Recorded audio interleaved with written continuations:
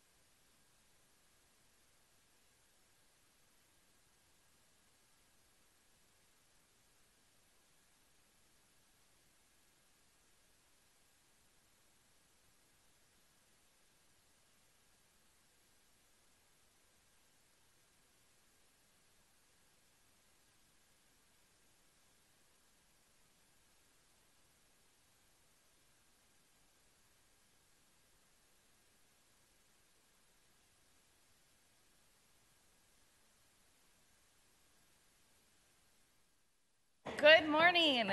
We are going to call the Ramsey County Board of Commissioners of March 15th to order. Welcome back to the chambers, everyone. We will begin with roll call. Carter. Here. Radham. Here. McDonough. Here. McGuire. Here. Ortega. Reinhardt. Here. And Maris Castillo. Here. Please rise for the Pledge of Allegiance. I pledge allegiance to the flag of the United States of America and to the republic for which it stands, one nation, under God, indivisible, with liberty and justice for all.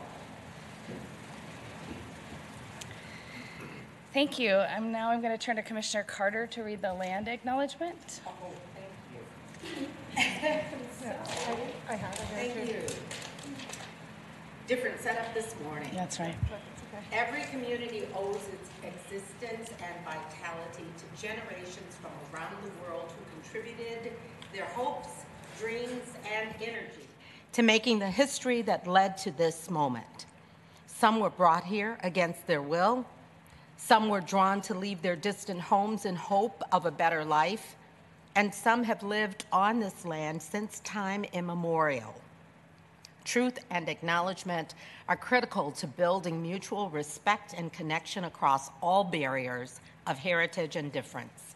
We are standing on the ancestral lands of the Dakota people. We want to acknowledge the Ojibwe, the Ho-Chunk, and the other nations of people who also called this place home. We pay respects to their elders past and present.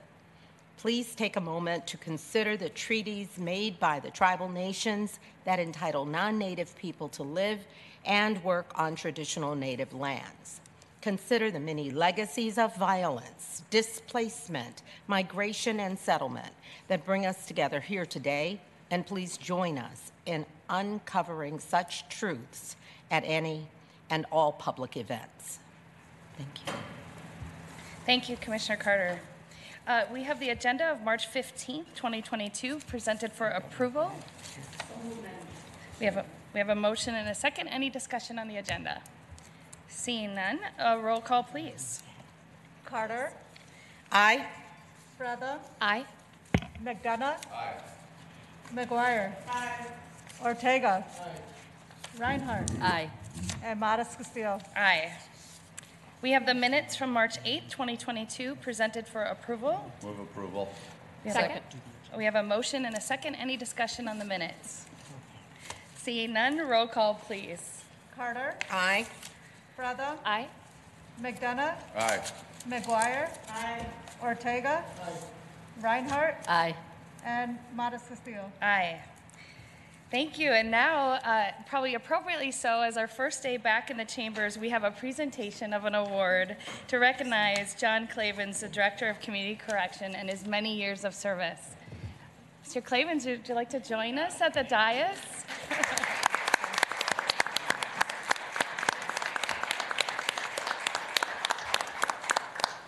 Commissioner Ortega is going to present the award on our behalf.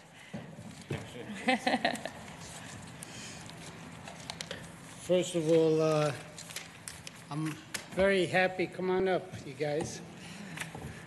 I know this is an award for everybody, but We'll share it. you share it. John will share.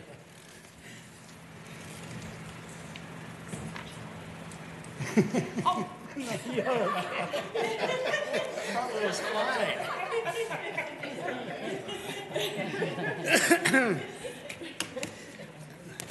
Well, John, it's a pleasure to honor you for your service for Ramsey County. I received these notes yesterday evening, and they're 3 pages long. That just goes to show you how much the staff loves them, but it ain't gonna happen with me. You got the wrong commission. Keep it simple and short. I got a shortened version here, okay? Yeah. I'm just going to go through sort of a litany of things because John has worked for, let me see if I get Washington County, then Carver County, and then Ramsey. Twice. Twice. We're your favorites. Yep. Okay. John began his career in Ramsey County Juvenile Detention Center in 1986. While he worked at the Corrections Department since then, he has served in corrections for 36 years and has served as director of Ramsey County Community Corrections since 2015. By the way, I feel like he just got here 2 years ago. I mean, seriously. It seems that. Yeah. John and his team have made great strides in criminal justice reform, including the Juvenile Detention Alternatives Initiative, JDAI. Work including enhanced community connections and programs. The specific goal of more community, less confinement has led to many innovative initiatives, including the Community Alternatives Program, the Juvenile Probation increased the range of community service to youth and families to include skill development, trauma treatment, and cultural pride. The Unsheltered Probation Partnership, where clients who are chronically unsheltered have probation staff meet with them in the community and provide pathways to shelter through human services. When his leadership team was asked about working with John and what they valued about his leadership, they said, "He has always been a friend and support to department employees at every level through good and challenging times. He always brings us back to the importance of evidence-based practices and seeing the humanity in all people. He never loses sight of the hope for the better future for staff and clients. One of John's gifts is his ability to talk about probation reform and corrections in general in a way that this is understandable to others. He is patient and does not try to sell an idea. He explains in a way that is open, honest, and allows for easy discussion. His background as an educator served him well in his role. You have helped to prepare and shape our department for the future. You will be missed. Thank you for your service, John." You know, I just want to say that when John came in, he came at the very cusp when the board was transforming from one type of corrections department to another. And quite frankly, since you've been on board, I've never had to sort of look back. I know you were on top of it. You always responded to the needs of me and the board. So thank you for your service, and we wish you the best. Thank you, Commissioner.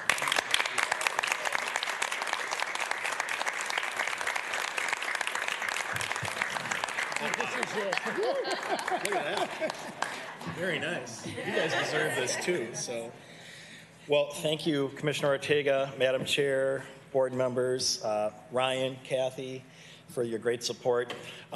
Since I knew Commissioner Ortega might cut it short, I typed up a few pages here just to make sure we covered everything before. It's my last opportunity, so I'll try to keep it short, but we got a little time. It's great to be back in boardroom. It's been 2 years. I mean, what an amazing time we've had together and challenges for the last couple of years.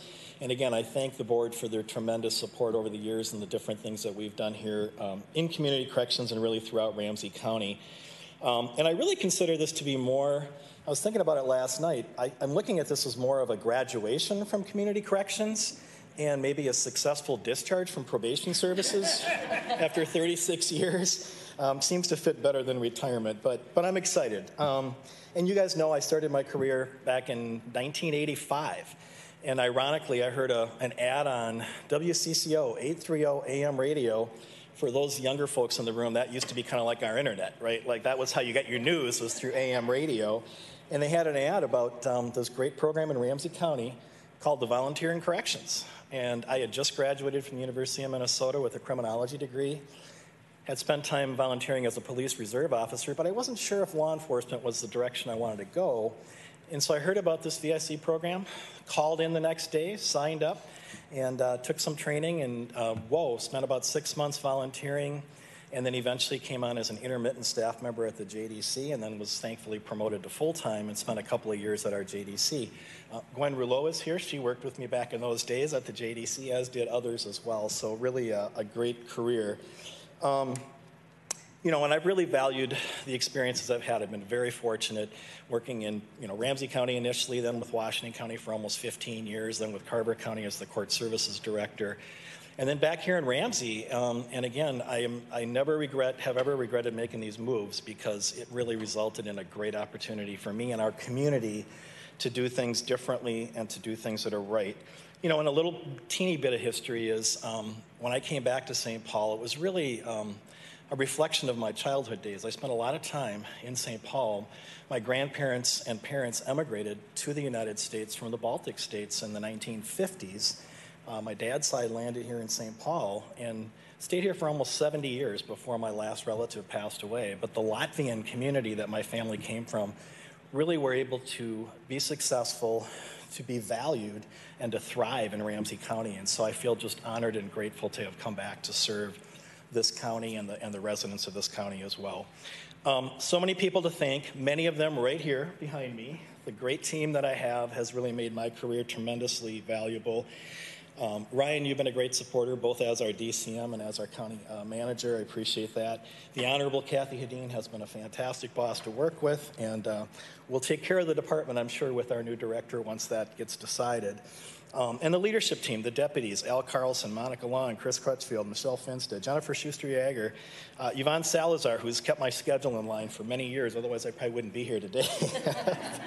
And many of my peers at MACAC, at the MACPO organization, the Minnesota Department of Corrections, APPA, the American Probation and Parole Association, have been tremendously supportive as well. So, and our community, I've learned so much about the importance of being with community, the proximity that we need to have with the people we work with, and understanding where they're coming from, the challenges, the struggles they face, and really truly understanding that in the criminal justice system in particular, if we don't treat people with respect, with integrity, with honesty and fairness and equity, we can cause a lot of harm and a lot of damage can be done. And so I've never forgotten that principle of really taking care of our people. As my mom and dad would say, be good to people and they will be good to others. And so I've always tried to live to that value as well. And my wife, my kids, and my family who have supported me through this whole journey, and worried about me at those nights that I came home late from the office. Like, where is he now? What's going on? And there were many of those nights, but they were very, very valuable to me and to our citizens, hopefully, as well. And then the last thing I'll leave you with, I can never come here without a gift. So I brought a little bag of Hope Stars. And my concern was during the pandemic, you might have lost yours someplace in your closet. I know I had to pull mine out this morning. So I'm going to leave this little bag to share with everybody. And just remember, hopelessness is the enemy of justice, and so we've got to continue to have hope in this business as well. So thank you. May God bless you all, and let's bring peace, hopefully, to the Ukraine as well. So thanks for everything you've done for me and our community.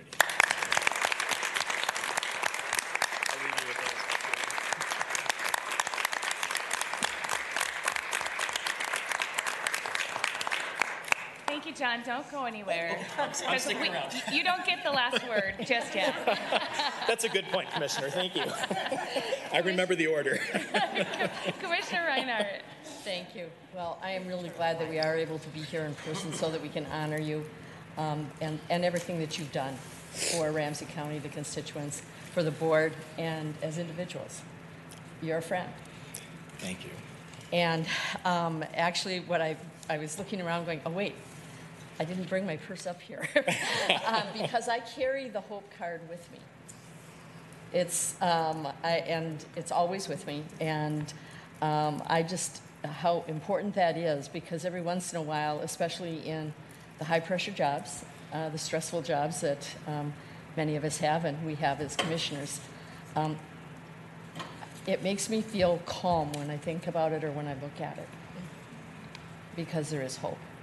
And you will truly be missed. But we know that the legacy that you have done, or that you have brought to Ramsey County, will continue. It's just, I'm really happy for you to be able to retire, but at the same time, I'm sad that we won't see you every so often. But you are just an incredible human being. Thank you. Thank you, Commissioner Reinhardt. I'll have my cell phone still available, so call if you need to talk. This team will carry on that legacy, I guarantee you. Yes. So.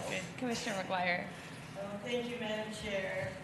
Oh, John, you've just been such an amazing director and a friend. I mean, I was lucky to be on one of the interview panels for you, and I thought, oh my God, would we be so lucky? But I thought, he doesn't come from community corrections, so I'm wondering how he'll do with that. And oh my gosh, you have totally, of course, embraced it, and you have been just such a model of what corrections can really be and what probation services can really be. And I've gotten to know you through all of our years together here, and I mean, this is such a bittersweet moment, because of course none of us want to see you go, but we do wish you well as you move on into your next adventure.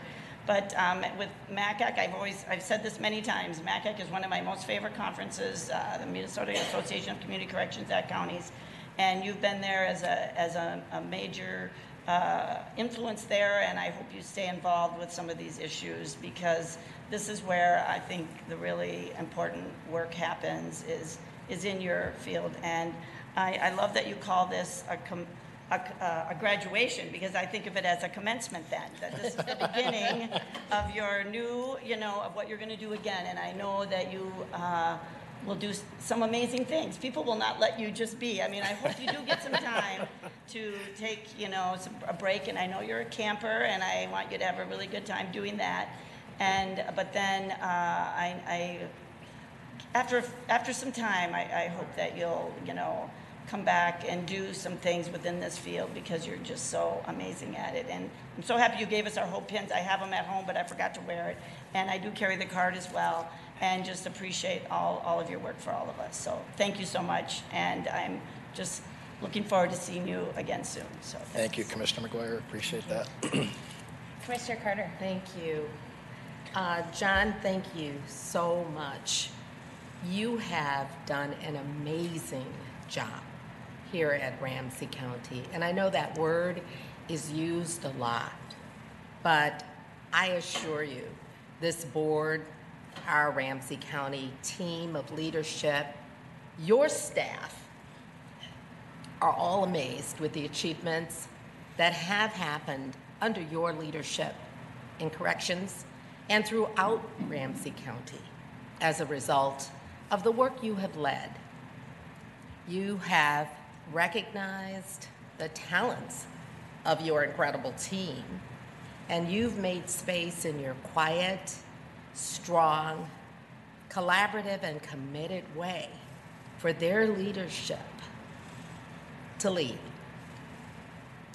I have to tell you, there are a few eyes in here that are tearing, maybe not just a few. Certainly, mine are among those as I think about a Ramsey County without you. But I'm not going to think very long about that.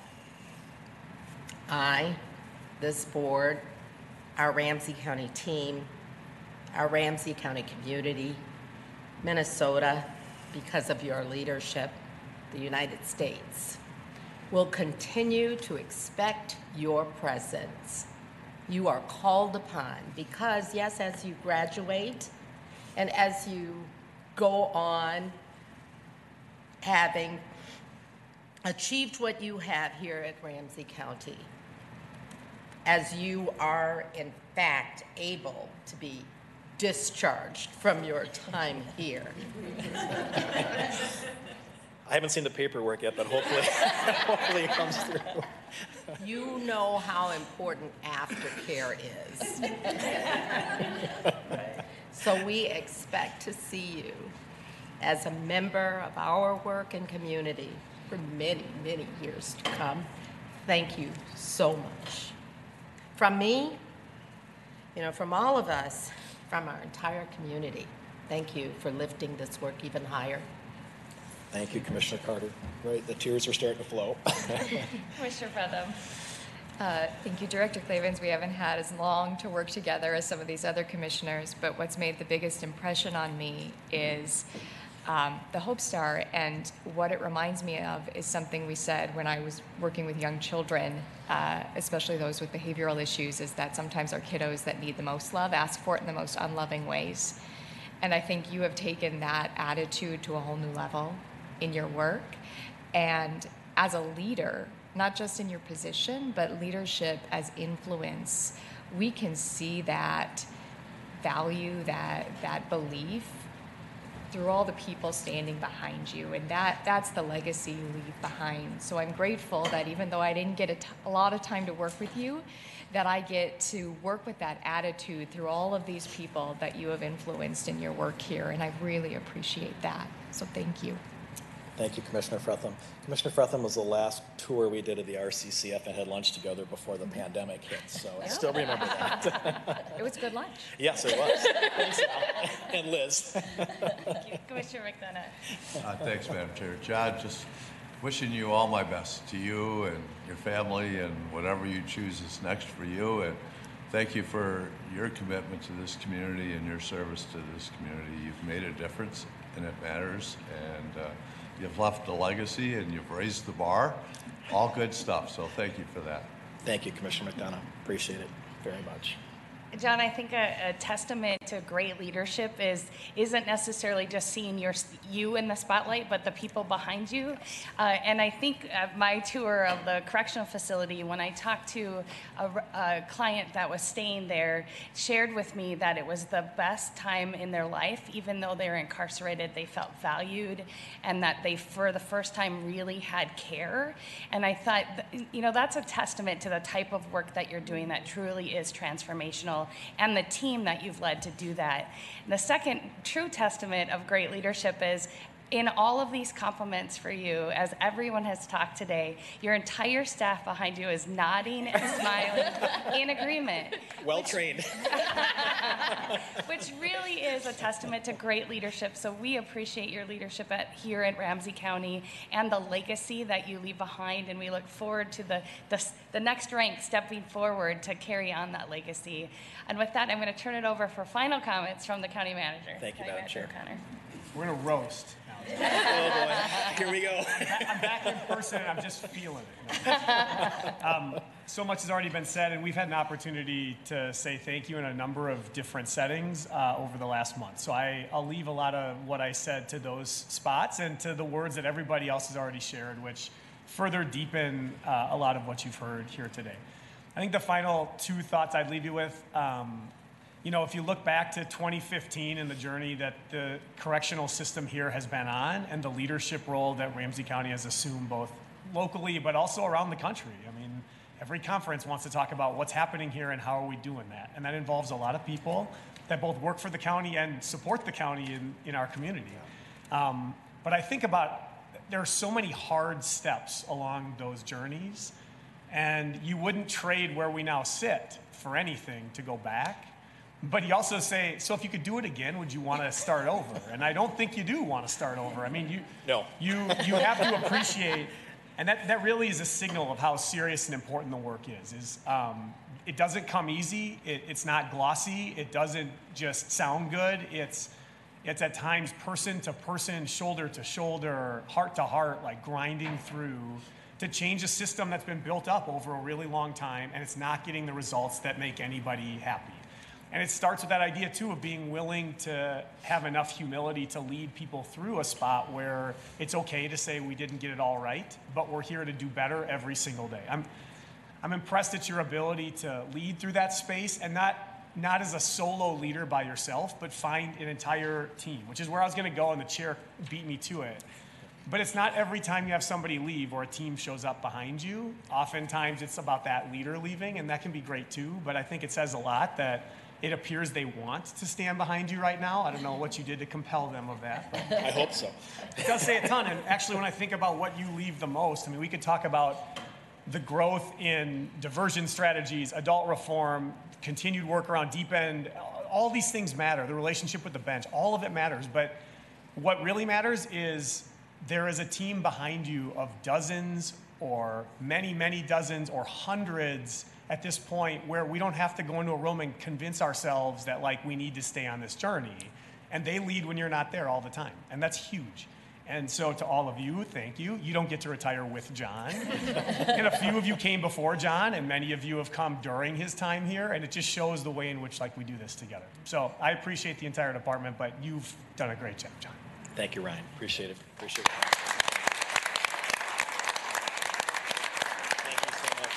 Maybe if you all can gather a little and we'll do a picture if you don't mind.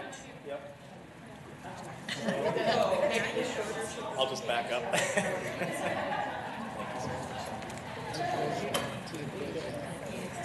Yeah, please. Make sure I got this the right way. Pandemic back here. Kathy?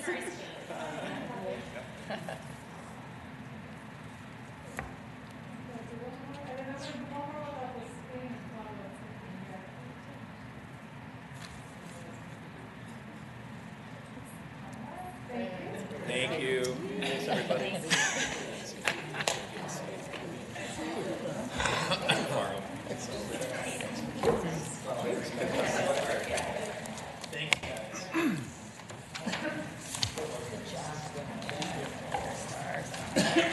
All right, we will, it's so fun to be able to come back and celebrate, but now we'll get to work and turn back to our administrative items.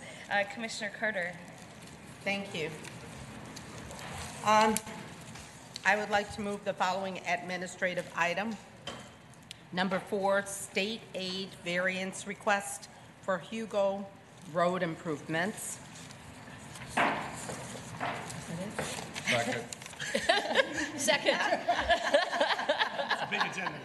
Wow. Excellent. So we have a motion and a second. Any discussion on the state aid All the way down variance? here for that?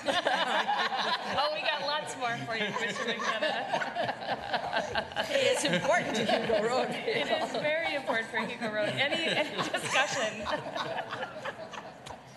Seeing none, roll call, please. Carter. Aye.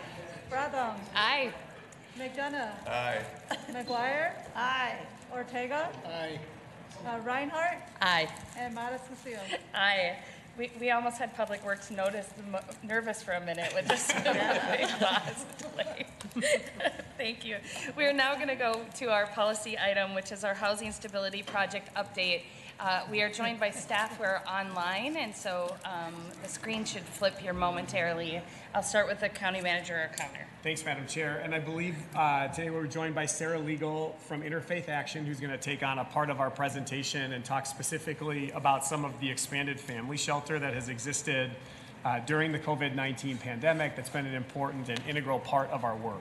First, just a brief update on a couple of different items with regard to housing stability, homelessness, and where we sit work. We continue to do much at the Capitol in partnership with the Continuum of Care. Chair Mattis Castillo, Commissioner McDonough have been very close to that the whole way along, and the conversations have occurred all the way up through the governor's office with legislative leadership, House and Senate, Democrats, Republicans. At the end of the day, housing is an issue that it should not be a partisan issue. It's the idea that everybody deserves a place to rest their head at night. To be more specific to where we stand point in time, we're excited for seeing more as the session winds toward its eventual end. What does it mean to see the state's budget surplus? How does that fit in with Ramsey County's proposals around housing stability? But Hennepin County also has needs, we know, across the region. We're very much looking forward to that, and conversations have continued at many different levels. We've had a funding cliff since May 1st that we've talked about at length in the past. And so I'm going to mention a little bit of the operational work underway right now to ensure our system improves and gets to a place where it's prepared to carry past that cliff. But I need to say, just because I'm talking about it now, the funding has not yet showed up. We are not yet past that cliff. And if the funding does not materialize, we have a significant funding cliff. And again, that has the impact in Ramsey County of upwards of 300 individuals on any given night. And if we all go back 3 years and remember the world in which we sat, we don't want to go back to that world, particularly at a moment when there are many billions in the state's projected surplus at this point in time. That message is being carried by many, including Ms. Legal when she speaks in a minute. I'll end with a question around, or a question that's come up a few times as we're nearing the end of our lease at the Bethesda Hospital, where we've been offering 100 beds, 24/7 service delivery model. It's been a significant addition to our system during the COVID-19 response, but not as a COVID-19 response. It's been a significant addition as a homelessness response that we wish we would have had well before COVID. We do not have plans to continue the lease at Bethesda beyond the planned closure at the end of May, thank you. I got a good mouth from the audience on that one. The end of May. But at the same time, the 100-bed model from Bethesda will continue forward beyond that. It is a core part of the funding strategy at the legislature. If the funding comes through, one of the pieces that we are seeking to continue into the future is the 100-bed 24/7. It's going to move from Bethesda to some other places in the county, potentially a few places, in a little bit of a scattered site model. But the good news to all of that is that we have willing partners who want to be a part of that. We're optimistic in what we're seeing, and it's important that before we answer all the other cliff-related questions and system efficiency questions and where do we have gaps, we have to answer the question on the 100 beds 24/7 model first. And as of last Friday, we left a conversation with our folks feeling very confident in that approach. The city felt confident as well, as they've been close to this work. I want to give a shout out to Director Lattimore and Deputy County Manager Berg as they're working hard. It's one thing to say we're going to have those 100 beds transition. Obviously, there's a lot that happens behind the scenes to ensure that can, in fact, be the case. So I look forward to getting to share more as we go forward, but the operational side is coming together well. There are other points in the system where our system partners are saying the overall capacity needs to come down a bit so that they can ramp capacity up in a way that the system right-sizes itself. That's all part of the approach. Through April, May, June, July, there are still beds not back online that went off during COVID, in other words, that some of our partners run. And we're in the process now of working very closely with them as they want to bring those beds back up online as a part of the system response. At a really broad level, that's where we sit on the system snapshot. I'd be happy to answer questions, but in the meantime, I'll go to Sarah Legal, who is with us virtually today. She's going to talk some about interfaith action and the work serving families in particular throughout COVID-19 as an important part of this go-forward plan. Yes, Commissioner Ortega. Just a quick question. How much of where are we? What's the balance of the monies that we have left? I mean, when do we run out of the federal dollars? The funding set aside for the expanded shelter system that we set up during COVID ends in May, is when we run out. And so we are absolutely coming down to the end here, and it's why there's an urgency around what we are doing with the legislature right now. All right. Ms. Legal, welcome.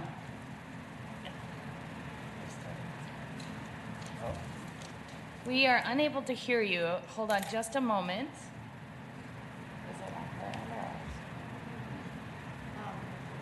Nick, if you're in the AV control room, we cannot hear the audio.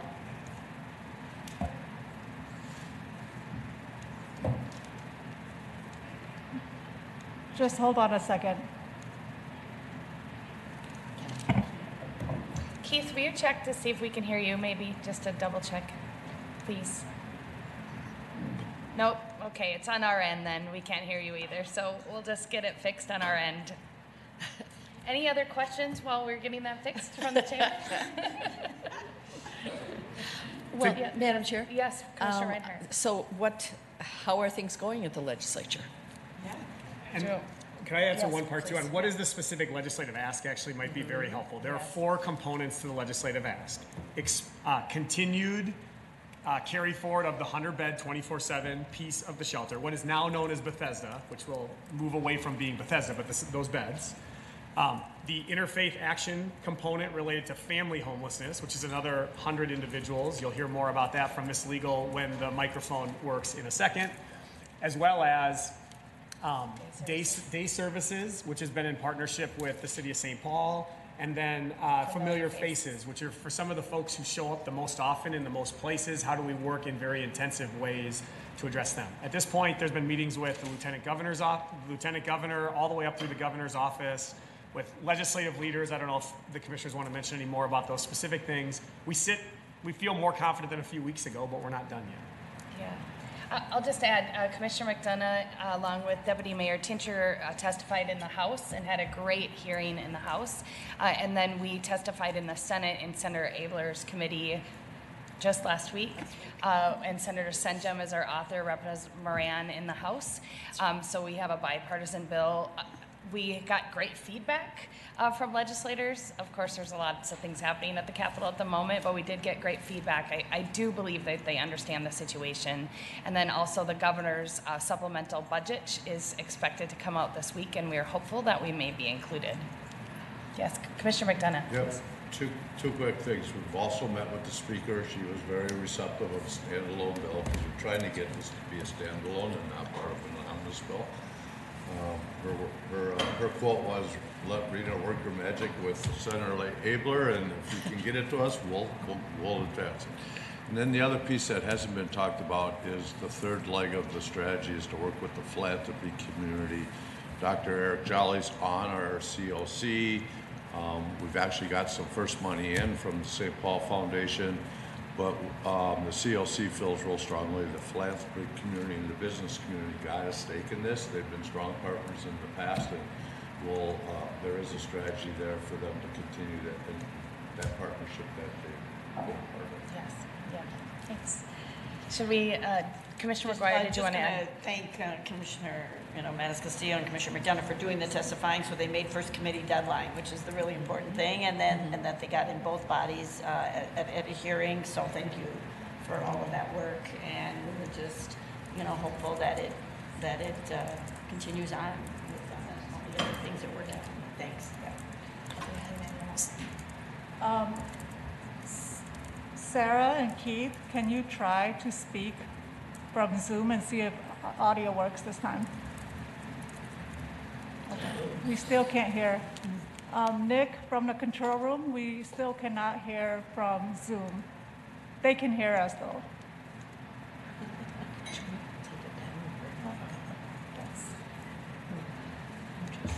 Can you have them talk again? It's on broadcast. Comcast is hearing it. The whole world is hearing it. Just not this room. Sarah, can you say something again? Can you turn your laptop up enough so that they can hear? Maybe should we just go into Zoom? Okay.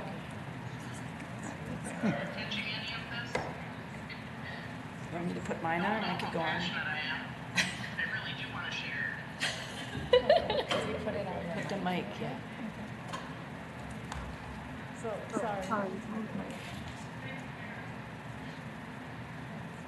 I think that's just. Okay, so There you go. the audience is working. Yeah. Okay, it's working, so let's go. Can you hear me? That's Yeah. good. Yay. Okay. Well, thank you all so much for having me out today. I'll try to make it brief so we catch you up on your schedule. So my name is Sarah Legal, and I'm the director of Project Home Family Shelters, which is a program of interfaith action of Greater St. Paul. I've been doing this work since 1998.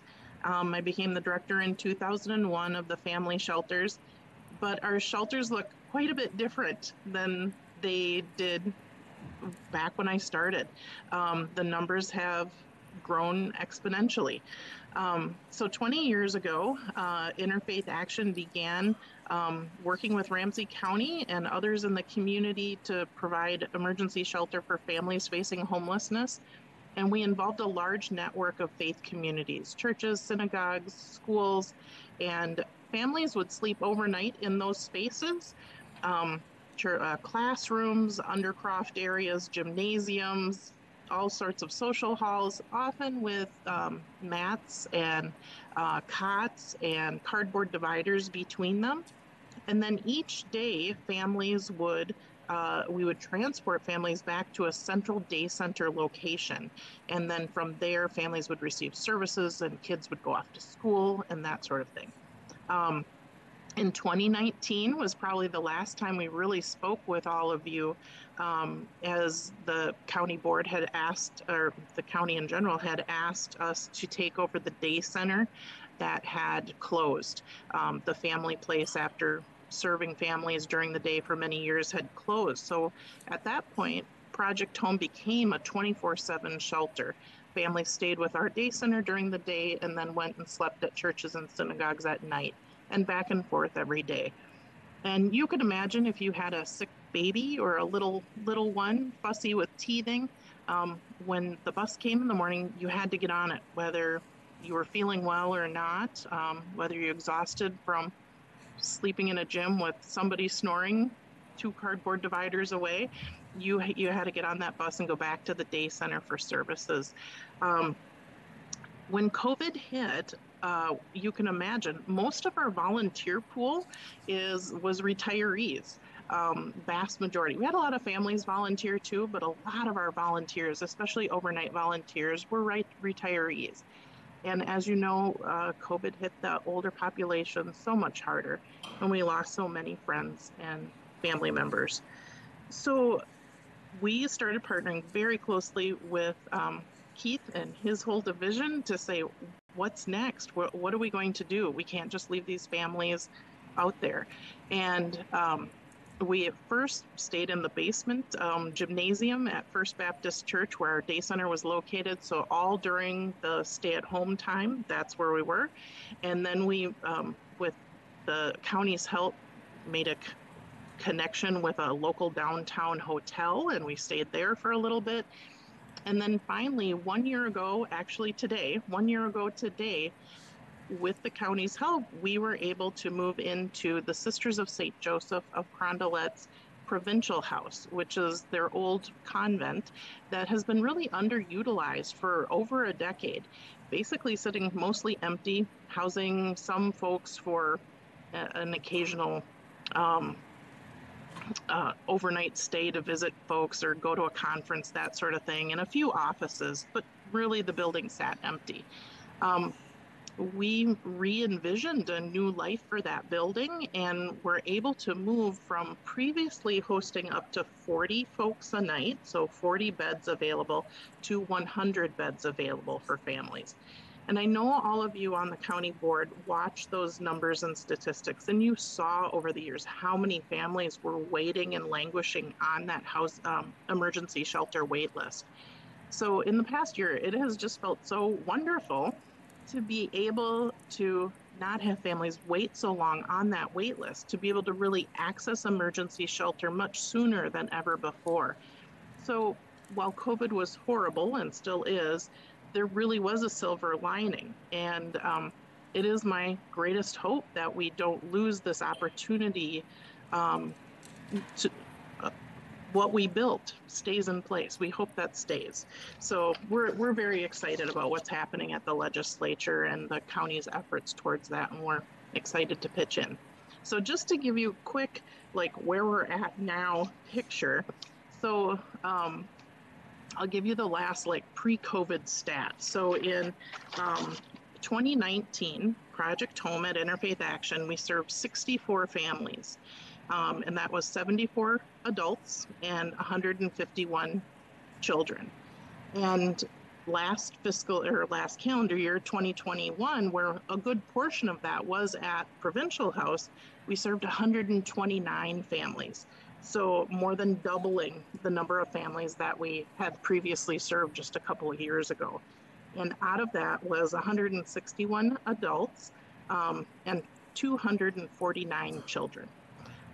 Just so you know, the kids that we serve and those that you're helping, make sure that they're safe and comfortable, 88% of our children that we serve are age 12 and under. So it's a lot of littles living in that building.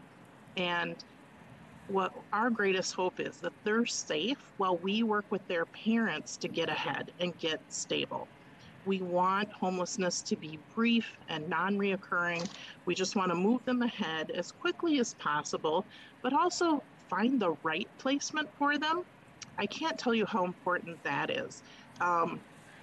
One of the statistics I guess I'm most proud of is that we do 6 months follow-up with families. And of all the families we followed up with last year that we helped place into housing, 91% were still in the housing that we helped them get into 6 months later. And that's huge. We're really trying to make sure they find the right fit and land safely and in a place where families can really thrive. And that looks different from every family. I'm sure you understand that families come with all different challenges and backgrounds, but they also come with a lot of amazing gifts. And each family has something different they bring to the table that can be utilized to help them succeed. We have a wonderful rapid exit team that works with the families on savings and finding that right housing space. We run a savings program that requires families to learn about budgeting. If they haven't done it before, it's part of the program. We say, everybody hates it at first, but when you walk out of here with a little $1,000 in your pocket that you've saved, you're going to be so happy. And so when families stay with us, we go through a basic budgeting process. What income, outcome, right? What bills do you have to pay and what's coming in? We work with them to raise that income, whether that's through benefits they're not currently receiving but should be receiving, or ratcheting up in their employment. We've had families come in who mom or dad works at a very low income wage, and we show them some other job possibilities and help them brush up their resume and try some other avenues that they haven't thought of that pay quite a bit more. We had a dad come in just about 3 weeks ago now. He literally stayed in our shelter for just over a week. I think it was 8 days. And it was because when he came in, he right away applied for a job that Amber Gale, our social worker, had said, hey, they're really looking and it pays $22 an hour. He went and applied and he's like, oh, I love this. This will be great. Well, there was also an apartment local on West 7th that has Section 42 housing because they use tax credits to help build the space. He was able that same week, since he got the job, he applied and he got in and he moved in within a week. Because it's brand new, they have a lot of open units and some of them have to be Section 42 housing. So we're just so excited when we can find the right fit for each family that comes in. I do want to share with you that not all families are easier. We have had families that stay several months. Our average length of stay is actually 83 days right now. It was a little less before the pandemic, but we hope to keep working with families to shorten that stay as much as possible. Really, we really focus on making sure they stay stable and get settled. Um, we provide, if you don't know, I know a lot of you came out and visited us at the Provincial House to see this space, but our dining room is always hopping. One of the things that keeps families fueled is good sleep and good things to eat. Last year, we served over 18,000 meals in our dining room, and families were able to sleep in comfortable beds. We have found that this model, we can still partner with all those wonderful volunteers in the faith community now that things are loosening up a little bit with COVID restrictions. But being at that home base 24/7 has really taught us that families are really thriving in a stable environment, not having to get onto a bus and sleep in a gymnasium. You can imagine they are able to really focus more on their children and their housing and moving forward. It gets them out of that sense of emergency living so much quicker, which we so much appreciate.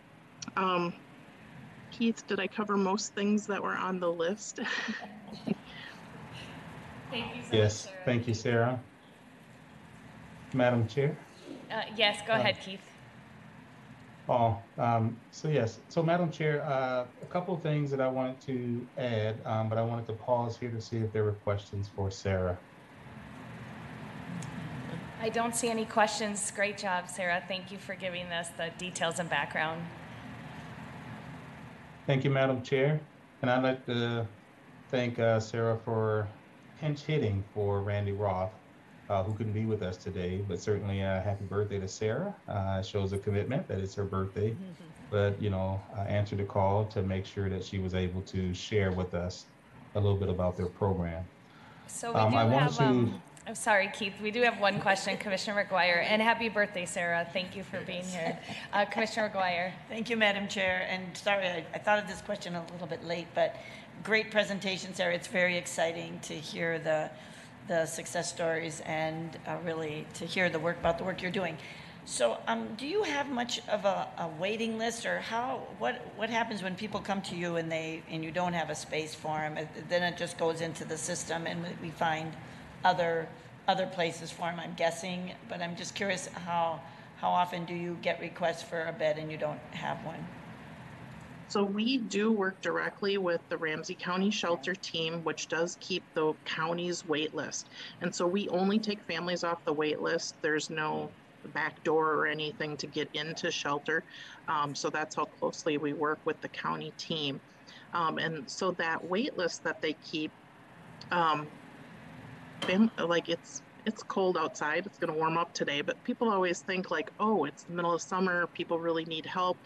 I will tell you that usually singles homelessness kind of goes up in the winter, but family homelessness this time of year tends to go down a little bit.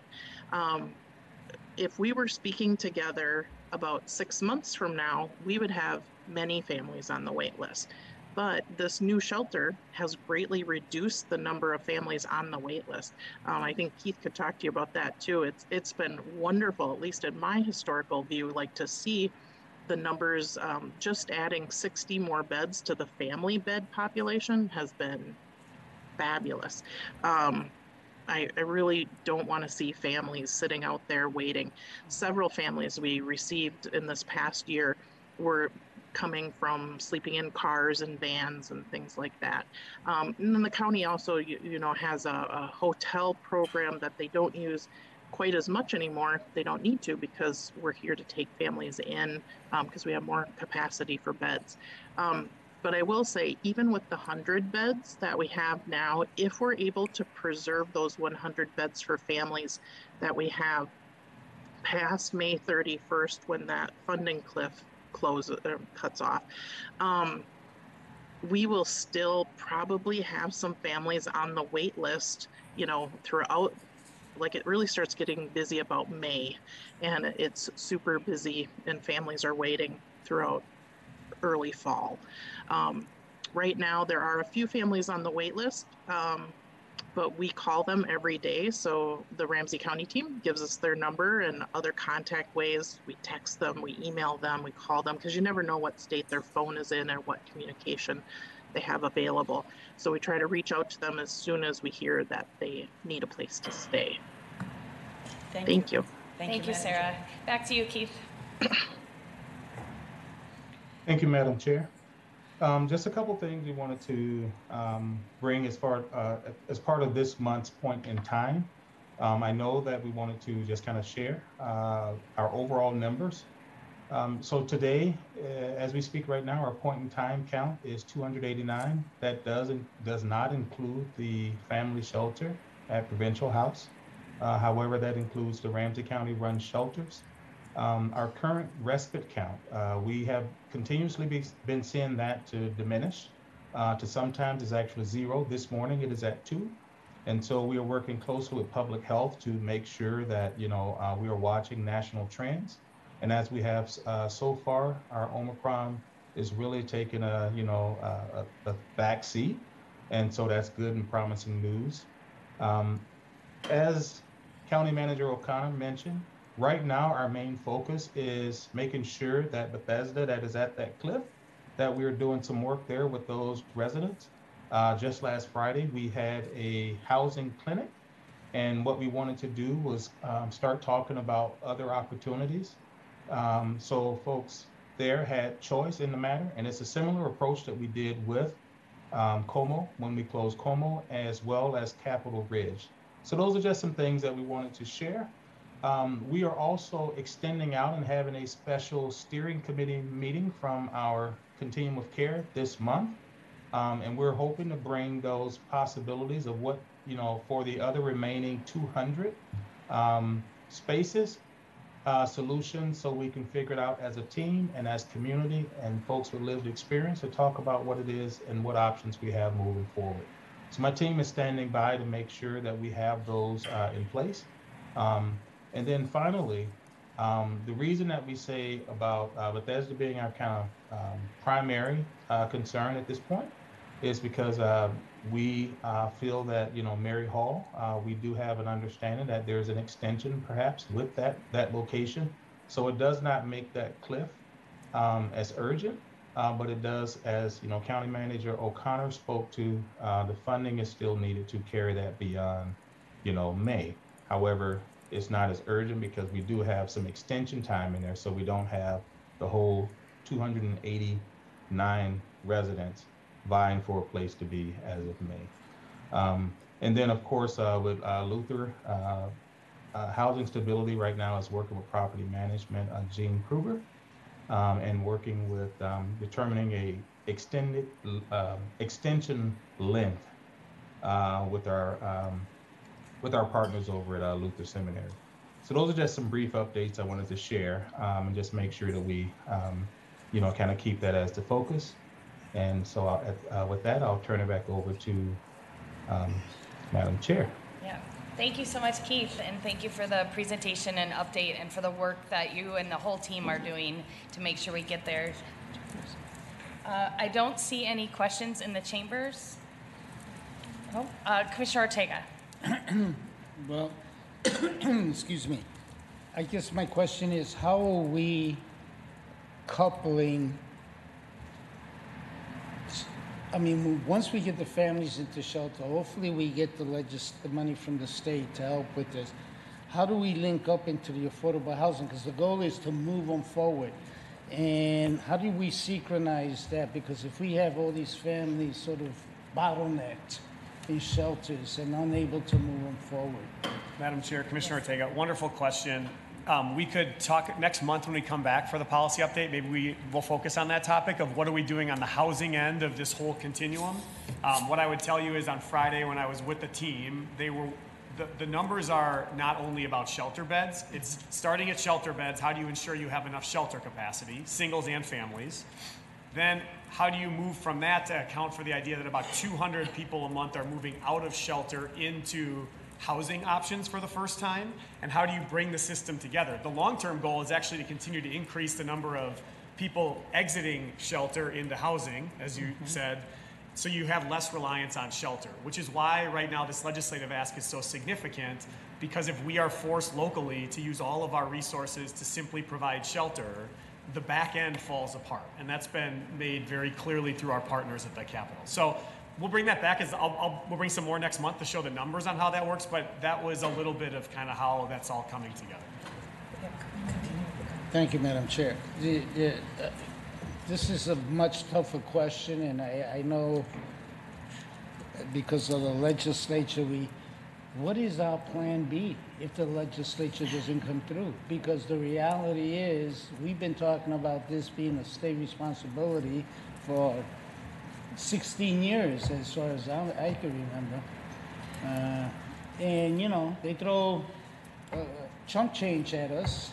As I used to say when I was a kid, it's all chump change, and really not embrace the issue long term and making it sustainable. Madam Chair, Commissioner Ortega, it's a little bit of a prognostication, you're totally right. But I think there are two ways I would answer it. The first is to say, I feel very confident that our leaders are having very productive conversations across the aisle and in all the areas of the state government who understand the dire nature of this cliff and going backwards. The second part of it is, as a state, we need to make choices about what we value and care about right now. You will never get a more stark moment in time than what we're going to see this spring. Plan B does not exist. The state needs to be a part of the solution on planning. Commissioner Carter. Thank you, and that was well stated. It is helpful to know that we are coming from a place where we were unable to manage the great need that we have for shelter, housing, and affordable housing, I should say, for individuals, for families, and young people, I might add, as a part of that whole comprehensive need that we have. We know what we came from in terms of our capacity, the strategies that we were using, our goals, in essence, in those strategies. And we know you all have been doing very careful work to identify where we need to be, at least where we want to be, and with those change strategies, to be able to manage to the need in effective and respectful ways that help people move from homelessness to being housed and secure in that housing. As we talk about this, it's real helpful, I think, that we know we don't have that plan B. This is what we need. And if we can talk about, although it's not as simple as this, but, you know, to help just make a simplification possible for us, if we can talk about what those numbers are in those categories, you know, what those strategies are and how those strategies have changed so that we want to wind up in this place, again, in those categories. And I know they don't always separate themselves as well as we would like to. But I would really appreciate hearing what that old status and what that new or changed or transformed status would be, to be able to talk about it here again. Madam Chair, Commissioner Carter, I think the short answer I would say right now, it is all very complicated, right? The movement, the numbers, the systems change, and I don't mean to make it impossible to talk about.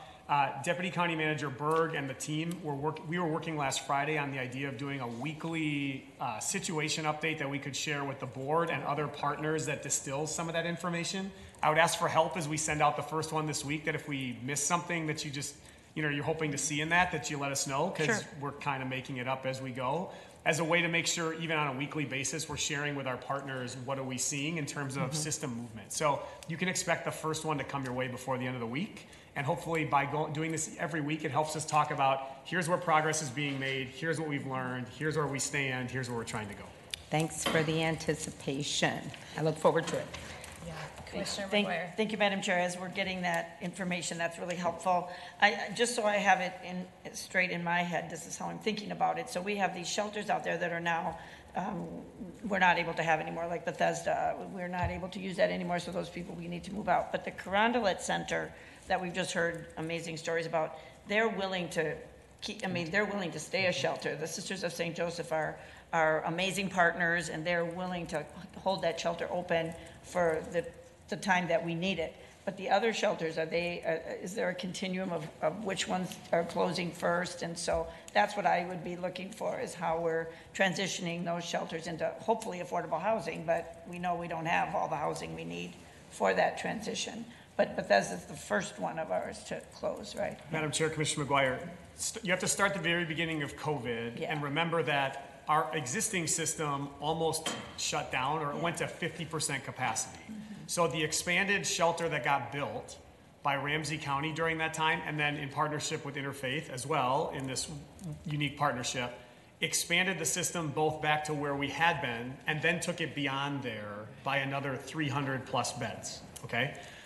Now what we are doing is saying, how do you, we did not have long-term resources beyond federal funding to stand up the system we built. How do we begin to right-size the system by shrinking some of those additional beds while our partners who had reduced their capacity come back up to a larger capacity where they were before? And that's how you find the balance. And so there's both an operational staging, which is extremely challenging, and you heard today, Bethesda is the first focus. There's a couple other sites. Luther and Mary Hall are a part of our conversation as well. Those will all be a part of that mix. And then Carondelet's site, Interfaith Action site on the Carondelet campus is another place, but that one's going to maintain, hopefully, in the go-forward plans here with the legislature. Yeah, Commissioner McDonough. Thanks. Just add a couple things, working my way backwards to what Ryan said. There's another piece here that I think is really important. For years, Union Gospel Mission has operated in our community, but they've been kind of a standalone, right? Faith-based, long-term operator. But, with this rebooting of our continuum of care, some very deliberate efforts, Union Gospel has definitely become a part of the partnership team in a way that they never have before. They used to just have take admits for like a 4-hour period during the day. They're doing it 24 hours a day now. They're working with our referral teams. They're strengthening the work that they do in their families. So those are things that are coming alongside of this that are really important to recognize. And I do want to go back to it. And I know when we first started these updates, we talked about it. But the fact is, Ramsey County's got a strong leadership role in this. But we are not the big owners of this. It is the community that has to own the solution. And working through the continuum of care, we've really set it up that way. And the response, to your point, Commissioner Ortega, and we've been doing this a long time, and it's hard not to be cynical. But every time we've done presentations, whether it's at the Senate, whether it's in the House with the Lieutenant Governor, our story is extremely well done. It's been thoughtful, it's been deliberate, and we can tell a story that actually gets people some confidence that if they step up and partner with their dollars in us, it's going to pay off. Our ask with the legislature is for 5 years because of the fact that we're investing over $100 million in local dollars in affordable housing. So the story we tell, and I'll end here when we're doing the House presentation. Representative New Brindley, who's the minority leader in the caucus, actually had amazing words for our story and exhibited a lot of confidence in what we were laying out. I actually thought she was going to vote for it, but in the end they did the caucus vote. That's fine, I understand the legislature. But it was encouraging to hear the feedback when we're telling the story. Now, Ryan tells me every time I say this, show me the money, right? We can only get so far, but I think we've done everything as a community to tell a story that warrants this investment and gives the community confidence, whether it's a philanthropy community, whether it's the legislature, whether it's the governor, that we can deliver. And tying it to our affordable housing investments, tying it to the dollars we'll leverage from the state and federal government, I feel really confident that we can move the needle and change the direction here, but we do need our partners to step up on that. Yes, Commissioner Reinhardt. Thank you, Commissioner McDonough. Thank you, Madam Chair. So right now it's part of an omnibus bill? No. Or it's a standalone? Yes. Okay. And so we have all the deadlines have been met for the first go around. As far as the caucus vote,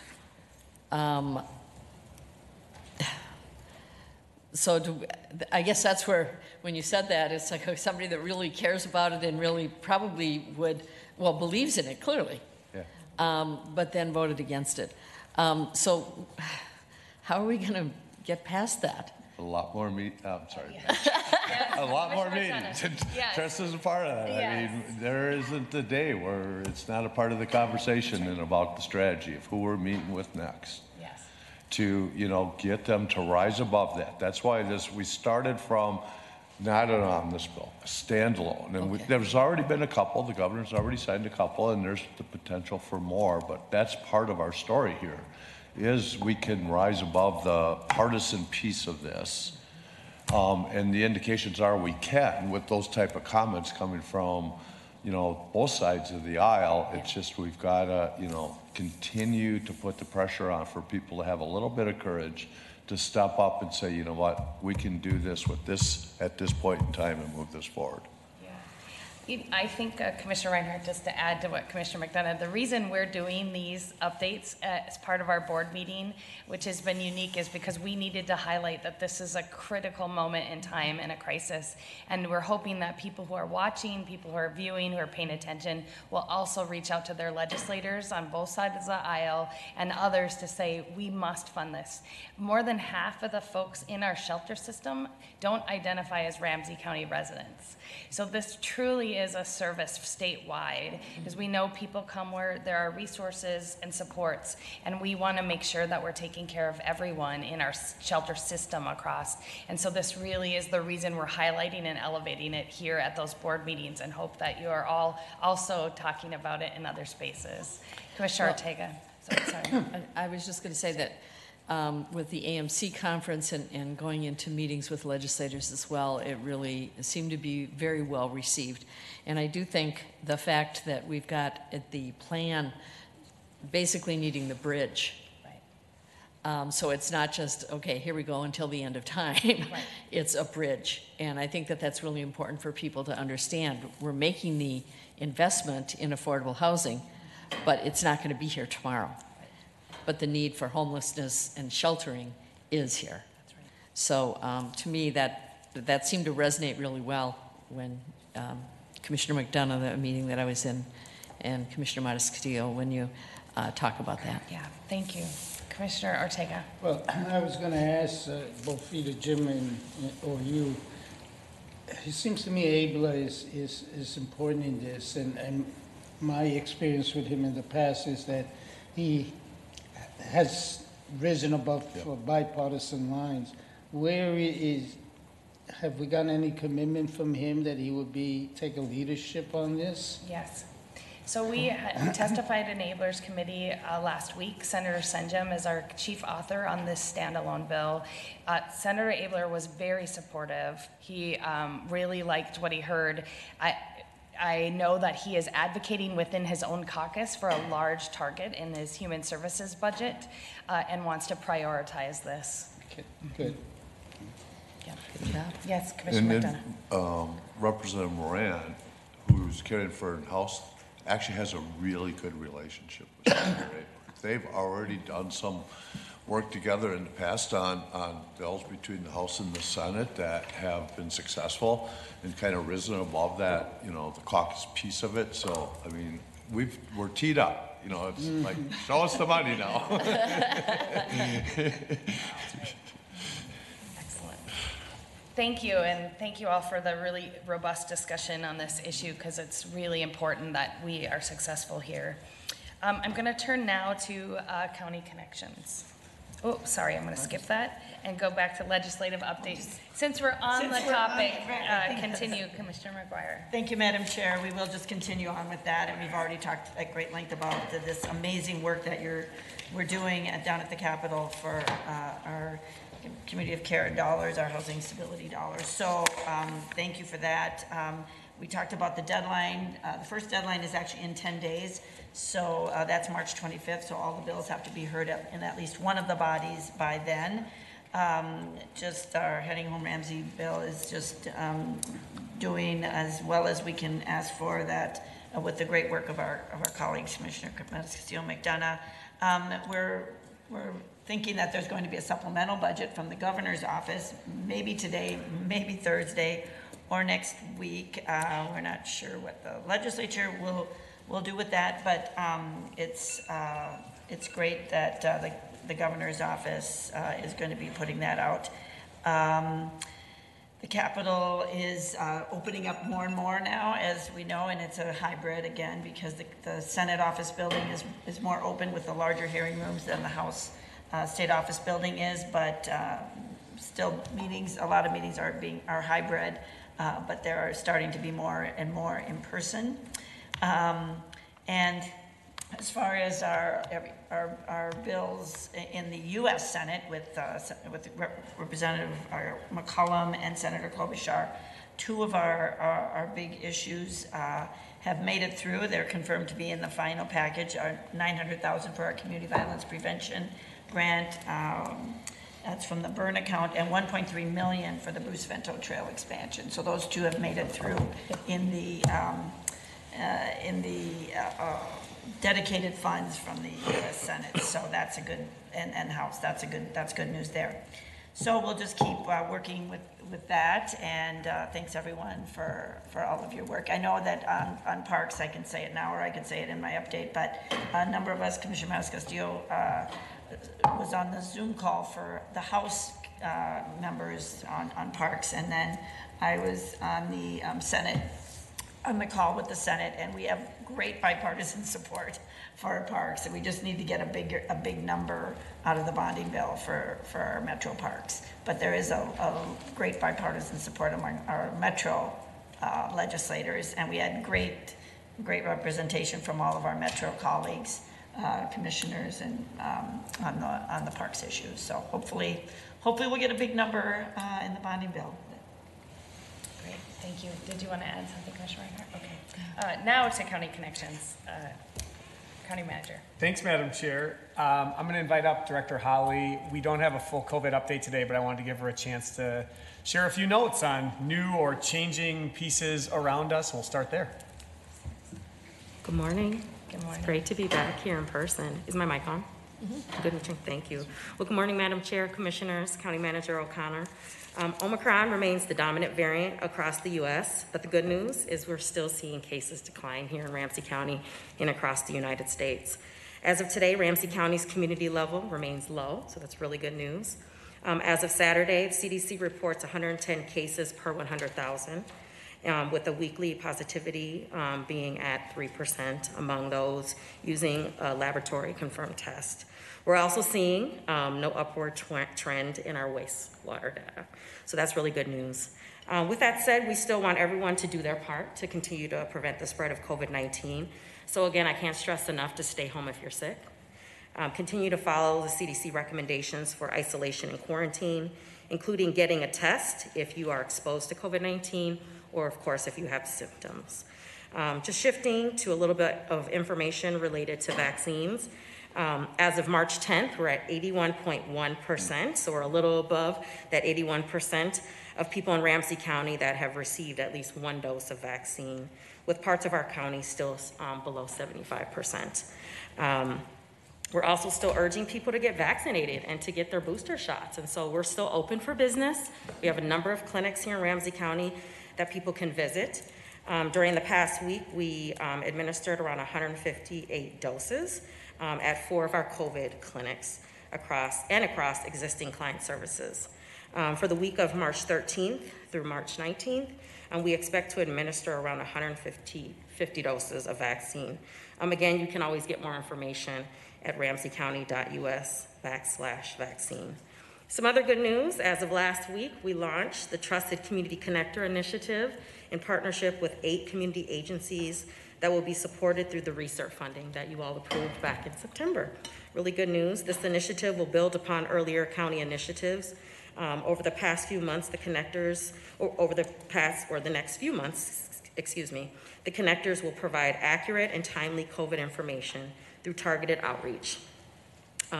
This will also help residents connect directly to vaccine and testing and other health resources here in Ramsey County.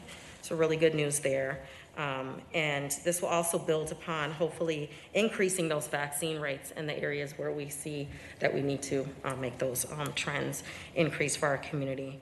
One thing that I want to mention here is that our focus will, of course, be on our racially and ethnically diverse communities, but will also include a focus on families with children under 5 or 5 to 11, and then also some of our youth, 12 plus. So we're really wanting to see more of our families show up in our vaccine clinics and also just connect with those connectors. Our communications team is working with Kari Umanzer to get that information up on our Ramsey County website soon. So stay tuned.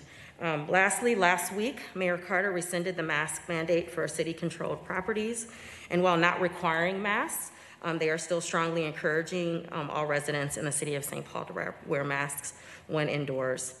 The Minnesota Scholarship registration is still open for Kids Deserve a Shot for the $100,000 Minnesota Scholarship.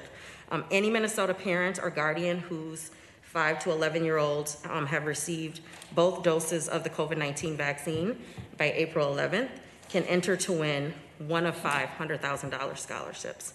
Really good news there. Those winners will be drawn on April 15th. Federally, residential households can order a second set of 4 free rapid antigen home tests through that federal program. You can get more information about these 2 opportunities, of course, on our Ramsey County website. Lastly, Moderna data is due out soon for our kids under 5 years old, so that's really good news. And unfortunately, internationally, China is still being overwhelmed by Omicron. St. Paul Ramsey County Public Health will continue to monitor the impact of our BA2 variant, both abroad and here at home. Thank you so much. Thanks, Director Holly. We appreciate the update and continuing to hear about the ebbs and flows as we move through hopefully a low period for a while, but we never quite know what is around the corner. I'm sorry. Yes, I'm sorry. We got a couple questions. Sorry, we have lots of questions. Right, we'll start over here and just go around. As far as in China, is it the Omicron, the subvariant? It is. So it's the BA2 variant. And so, I mean, I know that it's not a huge issue here yet, but is that an omen for what is to come? Can you repeat that? Do we expect that will move out of China and move into other parts of the world? Yes, I see Dr. Ogawa walking up. Go ahead, Dr. Ogawa. Of course. I have to have my dose of Dr. Ogawa. Madam Chair, Commissioner Reinhardt, it is concerning. We are monitoring, CDC is monitoring in wastewater, specifically the BA2 variant. It is rising somewhat, but not to the extent or at the rate that we saw Omicron rise in the beginning. There also is some good data that shows that perhaps about 45% of individuals within the U.S. have infection related protection against Omicron, but that is only 45%. So, and that should protect against the BA2 as well. Individuals who are vaccinated should really be seeking out their booster, because that is what helps protect those who are vaccinated and have vaccinated immunity against the Omicron and Omicron BA2. Thank you. Thank you. Commissioner Fredham? Yes, my question was about the community connectors, and are they solely COVID focused, or are they providing more general public health guidance as well? Madam Chair, Commissioner Fretham. So we're focused on COVID-19 for this set of connectors. Our hope in the future, though, is to grow the Trusted Messenger initiative and to replicate that, hopefully countywide. So we'll be working with procurement, also public health, and also, folks that have been initiating this work through research to expand that. But right now, we're focused on COVID-19. Great. I think that would be a good idea to expand that. Just thinking about folks who at this point still haven't been COVID vaccinated, having a solely COVID-focused message might not do much to build trust, but if connectors were able to build trust around other health-related needs, that might make the message about COVID more trustworthy as well. Just trying to think through, who's left to connect with that hasn't heard this, and what message would be effective, and where something like the community connectors have that benefit of that relational connection, and how can we build that up to trust on COVID issues, since those have been so polarized? For sure, and some of our connectors are return trusted messengers, so they have those established relationships, which is wonderful. And I think it's really important too that our connectors are talking about boosters, right? And really focused on our younger population. And so I think we talked a lot about that here. I think the last time we were in person, maybe, Commissioner Ortega brought that up too, like the focus on families, right? Whole families. And so we're really trying to take that vision and put it into reality, and really focusing on communities that we know still want and deserve vaccines and want more information and still may have questions. So we hope to grow our connector pool and make sure that we're reaching the whole family. Thank you. You're welcome. Thank you. Commissioner Ortega. Well, my question is very similar to Victoria's, and that had to do with the BA2, because it's not just China, it's also growing in Europe. And that's always been the precursor to us getting it rather than China. And so I'm sort of saying, talking about messages about masks, maybe that's one of the messages we should be delivering, and that is that we need to. Madam Chair, Commissioner Ortega, the reality is we all try to predict to the best of our ability. The CDC is continuing to work and look at data, but it's true. We do worry that sometimes there are indicators worldwide that will come to the U.S. as well. I think that we're all doing our best to practice mitigation on every level that we can, and that is our goal. What are so Omicron was less, had a less impact than Delta, but more contagious. Where is this BA2 in that sort of scheme? BA2 is connected to the original Omicron, however you want to look at it. And so it has some evidence that it is potentially more infectious than Omicron. But the caveat is like I mentioned, it's not growing at quite the same rate in the U.S. as Omicron did.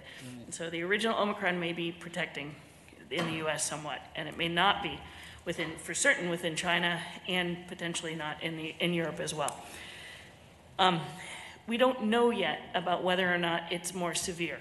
There was some initial data out of a Japanese lab that looked at purposefully infecting hamsters with both Omicron and with BA2. And BA2 actually did show significantly worse effects on their lungs, which is why we're watching in the real world what happens to individuals who are infected with BA2. The good news is those hamsters were not vaccinated. We know that we're vaccinated, or at least we're all working to be vaccinated, and so hopefully we won't see quite the same effect. But again, it underscores the need for some vaccinated protection against all of the variants that are out there. Thank you. Thank you. Yeah, Commissioner McGuire. So thank you, Dr. O'Dowd and Dr. Holly. So speaking of vaccinations and boosters, so we've all been vaccinated twice and boosted. Now there's talk about a fourth booster, and so just curious where you're thinking that's at. I mean, I think when we're talking boosters, we're not talking about the fourth one anymore. I mean, we're just still talking about the third shot, which is the first booster.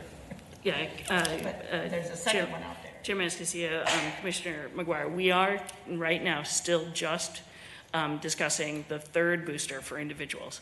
There is some question about the fourth booster. It does show a rise in protection again, but the concern remains whether or not it's enough of a rise to cover new variants, or whether or not we need to see an actually adjusted messenger RNA booster that contains changes within the shell of the new variants. So it's quite uncertain right now, quite frankly. people shouldn't, well, I don't know if you can even, but you shouldn't go out and get a fourth booster. I would not make that recommendation right now. I would absolutely make the recommendation, though, that individuals get the first series and a booster if they have not been boosted, and then also the push for our younger folks, because we're not seeing those numbers rise as much as we would like, but to reduce transmission in anybody above the age of 5 is exceptionally important as well. Thank you very much, and thanks for our update and questions. Thanks, Madam Chair. A number of updates today. Starting on Monday, we have fully decoupled the end of the trial from our downtown service center location conversation. So this is the last time you're going to hear me talk about federal trial downtown service center at the same time. And we had a team called the trial response team that we had set up. That is now sunsetted, and service delivery will continue going forward downtown at Metro Square rather than at East Kellogg. That's something we've discussed here before. East Kellogg will remain closed to the public. Signs directing residents to Metro Square remain in front of the building. Our communications team is continuing to ensure that residents understand if you came up to East Kellogg because you used to know it as our building, where the downtown service center is currently located. And that's one of those things where human behavior, there's anticipation and then there's the way people behave, right? So you place signs and then you realize they're not in the right spot, and then you move the signs and you continue to make changes. So it's a continual process of improving every day. Since until last Friday, we've been having staff out front offering what we call concierge and shuttle services from the East Building, particularly because of all the road closures and blockages in those early months of transition. That part has wound down, but we had nearly 40 staff across the county in the last 60 days be a part of that process. There's a huge, long list of names below. And what I'm going to do is I'm going to share the email of appreciation when it goes with all of their names listed, as opposed to me reading them all. But it's an impressive list, and it's a list of names where you'll know some and probably not know some, which is a great sign of how so many people across this organization stepped up at all levels as a part of the response. Cody Hillstead, I want to give a special shout out though for overall coordination and management of all the shifts and volunteers. That was like running an extra department for the last 60 days on the side. Nearly every resident has appreciated that level of service and the redirection offers with the shuttle opportunities as well. And during the time of cold weather, I don't have to tell you how important that was. We have drop boxes at both East Kellogg, right? And most things that people came to East Kellogg for actually could transact through a drop box in the past. The drop box remains. We also have a drop box outside of Metro Square. A handful of non-resident serving staff are returning to East Kellogg while we continue to work on our workplace modifications and expansions over at the Plato office building to accommodate phases 2 and 3 of our return to office plan, which would be set right now tentatively for around June 1st and around August 1st. And all staff in the building at East are in phase 3 of our plan, which gives us a few more months here as we work it all through. That's a ton of info on that. I won't give you a test, but thank you for letting me share it all. It's been a huge part of the work. The governor this month also signed a proclamation announcing it as National Procurement Month. And as you have 2 workshops today related to our own contracting, purchasing, procurement work, I wanted to call it out here as well. And COVID has stretched this team in ways that they never would have thought of beforehand. We are in our 9th year, I believe, of running a procurement area in the organization, which feels like a long time for some, or some assume we've always done it, but many of you remember the initial days when that even began. It's been quite a process. In 2021, we completed a little over 1,000 solicitations, contracts, and amendments, spending a total of $292 million.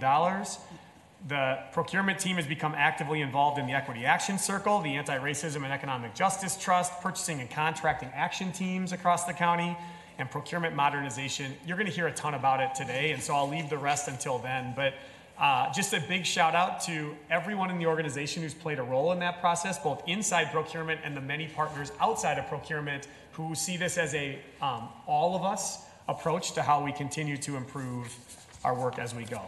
Moving into the people section of today's update, I have a couple really great ones. I want to invite Jake Grussing to come join us up at the front really quickly. Jake is our new library director, and he just started this week. So first, a round of applause, welcome. And Jake, I could read all about you and talk about you, but how about you talk about you for a second? Tell us a little bit about yourself. Thank you, Madam Chair, Commissioners, Manager O'Connor. Jake Grusing. So Gressing is going to... Apologies. It's going to happen over and over and over. I'll answer to that. It's nicer than other things people have called me, so I'll take that anytime. I've been dreaming about this since I started working in public libraries. Ramsey County has always been on my radar as a Library Journal Star library, the kind of place I'd want to work. I got to know the staff, some of the previous directors. And when I moved to Ramsey County with my family, we're proud residents of St. Paul. My kids go to St. Paul Public Schools.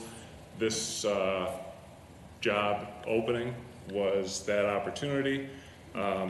During the interview process, I think I joked, they posted it at 9 o'clock and my application was in at 9:07. I couldn't have been more thrilled even to click submit on my application. And I got the interviews, the second interview, and was offered this opportunity, and I just appreciate the chance to express my gratitude for that. I look forward to working with all of you in the coming years.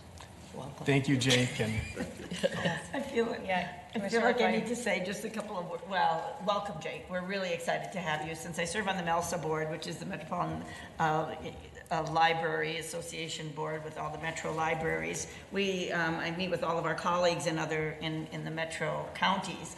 And so, of course, you came from Scott County.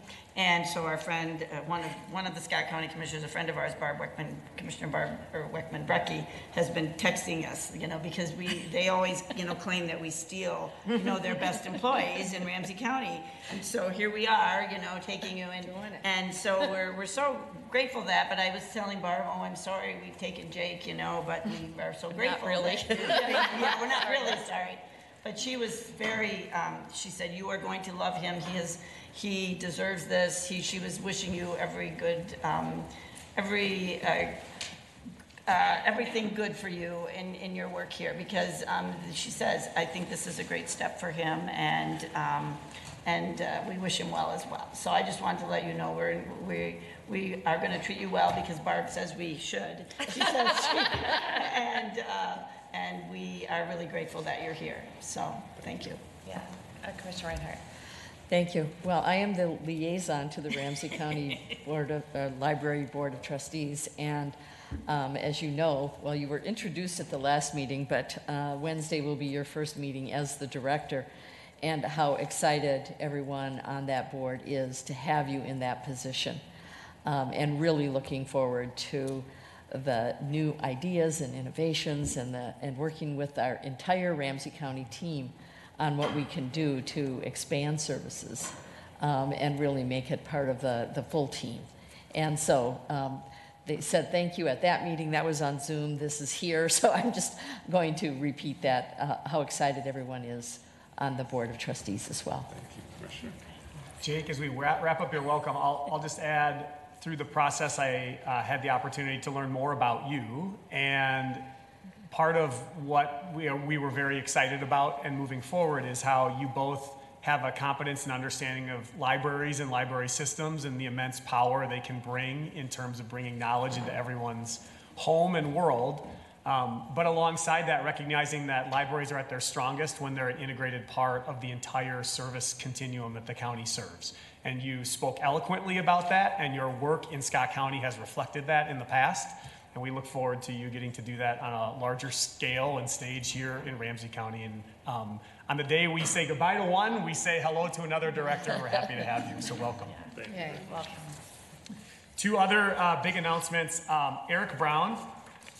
I have a great headshot right from the magazine. We'll send it around, but Eric Brown, our Chief Information Security Officer here in Ramsey County, was recently recognized in a national publication called Industry Era, which exists in the information security world. I know you all subscribe to it, and you've already read all of this, but he was recognized as one of the top 10 best CISOs in the nation for 2021. Wow. And there's a great... For those of you who have worked closely with Eric, and you've seen him in closed sessions normally when he's giving you security briefings, Eric, I agree with everything that this award brings to him, and he works as such a great partner across this organization from a human-based lens as well as a security lens. I wanted to read one of the quotes from the article, and we'll make sure you get the whole thing. It is absolutely worth reading. One of his quotes, he said, "I believe that in order to serve our residents as a competent security organization, we must continually innovate and change. Change makes some people uncomfortable, but not me," he says. "We talk a lot about it as a security team. If we aren't pliable and we aren't always learning and adapting, we won't be able to keep up with threats in the environment." When talking through an information security breach prevention strategy, a former colleague once said to him, "The bad people only have to be right once. We have to be right every time." When you see the number of threats and things that come the way of a large organization, particularly during a time of heightened global concern, never take for granted your Chief Information Security Officer. And Eric, huge congratulations to you. Running around, I'm sorry. Commissioner Reinhardt. I just wanted to state that I'm on the IT committee for the National Association of Counties, and the first time I had any interaction with Eric was when we were going through all these things. And every time I'm on one of those calls, it scares me to tears at times. And so I reached out to him and said, "Hey, I'm on this, and how can I do better representing Ramsey County and counties in general on this committee?" And he was very helpful and obviously knew more than I thought because I wasn't familiar with his work. And so it was really great, and it took my stress level down a little bit because, okay, we've got somebody really good doing this. And I just want to say that the most recent committee meeting really did zero in on the Ukraine. And where some people think it's so disconnected from us, they see it and feel bad, but they don't quite understand really what this is all about. It's vitally important to us from a human aspect, obviously, first of all, but also from a security standpoint. Yeah. And because of cybersecurity, this is right next to us. This is in our backyard, where in previous wars, it hasn't been that close because of the proximity was what was important then. Well, the proximity is worldwide because of the cybersecurity. And at the end of that particular session, they said, well, now that we have really, really stressed you out and made you really scared, just know that you've got professionals that are really working to make sure that no matter where it comes from, and it will come. And that was the point. Don't think that it won't. It will. It's how do you deal with it up front? How do you make sure that you are taking every precautionary step that you possibly can? And when something does still get through, how do you respond to that as quickly and put out that fire? And so I just want to say how really thrilled I am that Eric is in that position and is so knowledgeable, and the recognition is well deserved. Thank you. Madam Chair, my final one, because people just got to stop getting nationally recognized here right now. I wanted to give a shout out to Assistant Deputy Director over in Juvenile Services, Kim Stubblefield, who many of you have known over many years. In the recent round from the Annie Casey Foundation's Children and Family Fellowship, Ms. Stubblefield was selected as one of 15 leaders for its 12th national cohort and class. These women and men, accomplished leaders from the public, nonprofit, and for-profit sectors, will use the 21-month fellowship to work within their agencies, organizations, and communities towards specific, measurable improvements for large numbers of young people and families. The fellows are based across 12 states. This is an intensive executive leadership program designed to give more child and family-serving professionals the confidence and competence to lead major system reforms and community change initiatives. This will run from 2022 to 2024 with disciplines that range from education to juvenile justice, child welfare, and housing. And for those of you who have worked closely with Kim over time here, she is well situated to represent this organization. She was not able to be a part of who is here today, but she's another one of those leaders standing behind the director doing this amazing work and serving families and community every day. And so just a huge shout out to her and everybody else we got to say congratulations to today. Thank you, Madam Chair. I am done. All right, thank you. We do have a full agenda, so we're gonna move through quickly through our board reports, please. We'll start with Commissioner McGuire. Okay, thank you, Madam Chair. Just happy St. Patrick's Day early. I'm wearing my green this week, so in honor of Thursday. As we're introducing people, I want to introduce my new commissioner's assistant, Kate Doohan, who started January 1st or 3rd, whatever the first day of work was. But this is her first day officially back in person with everyone because it's our first day back. So welcome, Kate. She used to work for Lutheran Social Service. She was helping house Afghani refugees and comes to us with a great wealth of experience and knowledge. And thanks, Kate. It's great to have you in the office. So, just a couple things. A number of us were shooting pucks on Sunday, and we had a great time for a fundraiser called the Northwood Cup, but the fundraiser for the St. Paul and Ramsey County Intervention Project, domestic violence prevention. So that was fun. The Ramsey County League of Local Government Board met on Friday, and we passed the support of our Ramsey County mental health work and also our community of care work with our Heading Home Ramsey. So they'll be sending a letter out to all of the elected officials in Ramsey County, of all local elected officials, all of our state legislators in support of that work. So that was a great meeting when they met to wholeheartedly endorse that work. And another thing, the AMC Board of Directors is meeting this Friday. Just FYI. Thank you. Commissioner Ortega. Very quick, Madam Chair, just landmark board meeting, which Victoria also attended last Friday, Thursday, whenever it was. Great news in terms of the financials for Landmark and in terms of the fundraising efforts that we had last year that you attended and others on the board.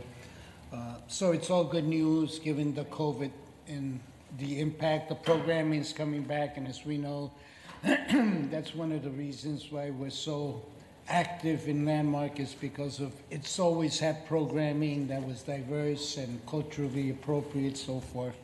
The other was that we attended yesterday was the Rice Street Park. I'll let you talk more about that since your enthusiasm comes across on that, but that's going well, and we'll hopefully get into construction at the end of this year. Thank you. Thank you, Madam Chair. Thank you, Commissioner Ortega. Commissioner Fedem. I'll be brief. We're continuing work looking for new leaders for the Ramsey County Law Library and the Community Action Partnership of Ramsey and Washington County, and hoping to bring in some amazing new leaders for both of those organizations. And then we were able, Commissioner Malaskas, you and myself were able to get updates on the Recycling and Energy Center, on the Facility and Finance Committee about the center improvements, and about the small pool of very lucky volunteers, I am not one, who get to be part of the pilot group. I think there were 40 homes selected out of, I think it was over 2,500 folks volunteered to be part of this focus group. So folks are really excited about the curbside organics, and we're excited that things are moving along. Yay. Commissioner Reinhardt. Thank you. Yes, that is very exciting. You know, when we purchased that facility, Ramsey and Washington counties, we said at the time, we're not going to just sit on this and run it the way it always has been run. And we meant it. And so it is exciting to see this happening, and with our partners, with the state and others to make it happen. Good for the environment. That's what it comes down to. Okay. I know that we have a lot that's been going on, but I will try to, well, one thing that I do want to talk about is the Consortium of Lake Area Senior Services. It's a networking group that has been around for at least 10 years now. And I used to report on it regularly, but I wanted to highlight it at this particular time because of all of the work that is being done through class on, and it's primarily on senior services, but it deals with everything from housing to transportation to medical and health concerns, and really has grown to really be something that is relied upon within the community. Julia Wolf from Ramsey County is very helpful and recognized for the support and the partnership that they have with Ramsey County as well. So I wanted to call that out because they're doing fantastic work, and I'm glad to be part of that group. The Landmark Board of Directors meeting has already been mentioned. The the Ramsey County League of Local Governments and its monthly meeting, and that was about embedded social workers in both Roseville and Maplewood, and how that model is really making a difference in how we can expand that. We also had the Neighborhood Concerned Citizens Group regarding water gremlin, and things are moving forward there. They were very happy to hear, and Commissioner Fretham was on that call as well, very happy to hear about the completed agreement with the PCA and how that is a model for other agreements that have needed to be in place for a long time but just haven't been because of all kinds of reasons, as far as trying to pull people together and realize just how important it is to have that connection between the state and the local government. The highlight of the weekend was really shooting the pucks for the St. Paul Intervention Project and the work that's done there. It's regarding domestic abuse, domestic violence, and this has been going on now for, is it 10 years? Something like that. At least that. And I really appreciate the fact that County Attorney Choi gave me lessons in how to shoot a puck. He said, don't slap it, sweep it. And I will tell you, I am not a hockey player, obviously, and I'm the only times I've ever shot pucks have been for this particular event. So last year I got 3 in. This year I got 12. Now, the fact that he got 27 in a minute, hey, I am very proud of my 12. And my grandchildren, especially my granddaughter, really have had a lot of fun there. But again, people should go online, contribute. This is so critically important, and it goes to the issue of homelessness and shelter and the basic needs for families that are going through such crisis when it comes to domestic violence. So there's an online auction. Please go to that. And then finally, we did have AMC had a government relations team session yesterday, which was excellent, providing updates and really covering a lot of territory in a very short period of time. But sometimes you wonder, you sign on to these things and how much information am I going to get? But it was incredibly helpful. So kudos to the AMC team. Thank you. Thank you, Commissioner Reinhardt. Commissioner Carter. Thank you. I would like to briefly thank Danny Givens and also Erica Schumacher for attending the last Children's Collaborative meeting, which was an in-person meeting, and for sharing across the collaborative group there strategies that are taking place in Ramsey County regarding violence prevention as a part of our agenda. What's really helpful is when you've got a collaborative that understands the work that is going on across our county and can help to advance that work through the resources that it shares and is able to provide into community for this work. It's helpful at that level, at the collaborative level, at Children's Collaborative. It's also helpful across all of our work. And clearly there are a lot of eyes and ears paying attention to what is happening as we resource all of the work to respond to the need and to keep our community safe, to make sure that individuals have great outcomes, and that we continue the work that we've been doing both in adult and in our youth juvenile justice arenas. That was one of the places where we were able to hear about that work, and again, to bring people up to speed together and to talk across all of the work, or much of the work that's happening. Another location was in a violence prevention leadership discussion held with the county attorney recently. Again, lots of eyes and ears paying attention from all of our systems and community in this area, and making certain that we are crosswalking the work together, attending to it as stakeholders, and understanding the various proposals that are taking place in areas where the work is being done. I also had the opportunity to attend a bail reform working group again, that some of the work that the county attorney is doing and together with community. I reported that recently community forums have been held in that regard. We discussed the feedback from those forums and the work moving forward to ensure that people who are offenders in our community or accused of offenses in our community are able to be safe when possible in our community and do not have to, based on their level of income, be relegated to spending time in our detention center if in fact our safety and their ability to return to court is provided for. So that is work that we are teeing up and working on with the community at this point in time. Happy to share that with you, and we'll continue to do so. Thank you, Commissioner Carter. Commissioner McDonough. Thanks, Madam Chair. Just one quick update. We talked a lot about homelessness, but I want to report out that most of our appointments and changes occur in January, but because the CLC has its annual meeting in March, we made the transition. Commissioner Manis-Castile, I tell everybody we got an amazingly deep bench when it comes to homelessness and working with that.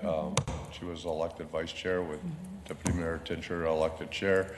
I looked at that meeting because that was my last meeting I actually chaired. We started the meeting at 9 o'clock with 93 people on the call, and we ended with 97 3 hours later. So that tells you the level of commitment from our community.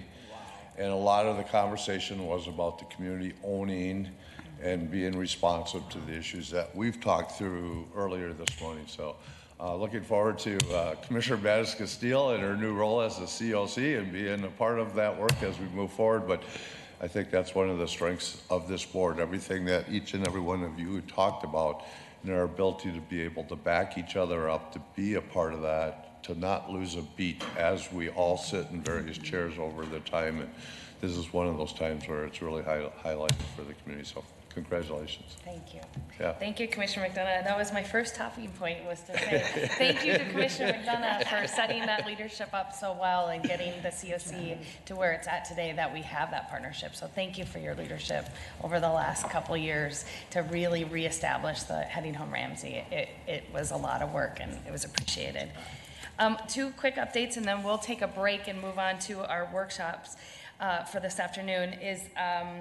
I was able to attend the official grant signing in La Crosse, Wisconsin last week with Wisconsin DOT, MnDOT, our federal partners at Amtrak, CP Railroad, and the Chrissy grant was the funding for our second train to and from Chicago as part of the Great River Rail. It's also exciting that Amtrak and CP in their partnership have said they will prioritize passenger rail at this time, allowing us to actually get that second train sooner than expected. And so this fall you'll see a second train to and from Chicago. I also had the opportunity to talk to the head of Amtrak, and I said, hey, while you're at it, we'd really like some red caps back at our Union Depot. And he said he's hearing that loud and clear, and with additional service, that will be something on their priority as well. So great excitement there, and fun to be able to be part of that across partners with Wisconsin, Illinois DOT, and as well as our federal partners.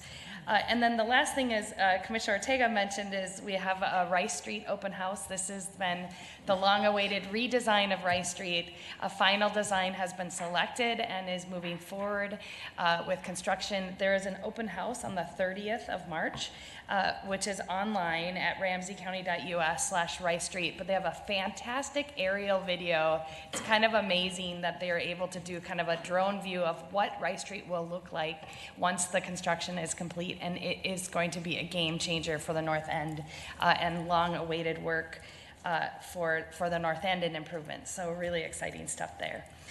With that, just a couple quick things. So we're going to have a procurement.